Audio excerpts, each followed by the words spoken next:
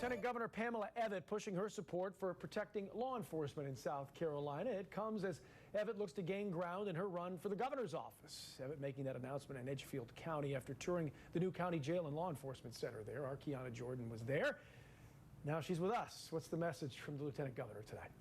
Well, Brian, Lieutenant Governor Pamela Evette's message echoes a commitment to law enforcement that she has been saying for weeks. She fully backs police and first responders and says she is following in President Trump's footsteps by cracking down on illegal immigration. Today, she expressed support for the HALO Act that she says will better protect officers responding to calls. We want to make sure we get the worst of the worst out of our country. They weren't invited here. We don't want them here, and we want to send them back to their home of origin. That was just one of the messages echoed by Lieutenant Governor Pamela Evette Thursday at the Edgefield County Law Enforcement Center. Evette announcing support for the HALO Act after Edgefield County Sheriff Jody Rowland gave her a tour of their recently finished law enforcement center. They're trying to protect themselves, protect their weapons, look around them, and be able to watch what's going on in front of them. Unfortunately, the times of today dictate that to us. We need extra protection, not just for police officers, but for all first responders. The HALO Act says that if police or first responders ask a bystander to back away, anyone coming into their space has to back 25 feet away.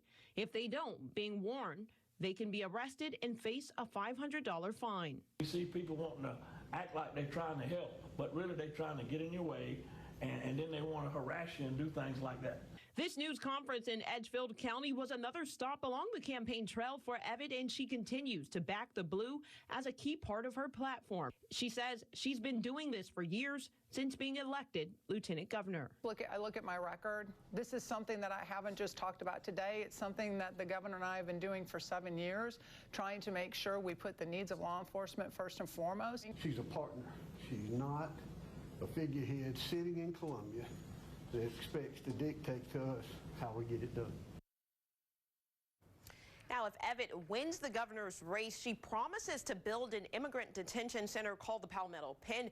It would be a version of Florida's Alligator Alcatraz and has been supported by other Republican candidates. Live in studio, I'm Kiana Jordan. Back to you, Brian.